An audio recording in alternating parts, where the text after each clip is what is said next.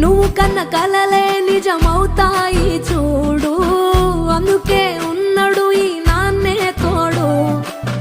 దశరథ మహారాజే నాన్నై పుట్టాడు, నువ్వు రాముడంత ఎదగరనేడు. చరితలు ఎన్నడు చూడని మమతల గూడే వీధిరో, సంపద అంటే ఏదో కాదురో, ఇంతకు మించి అది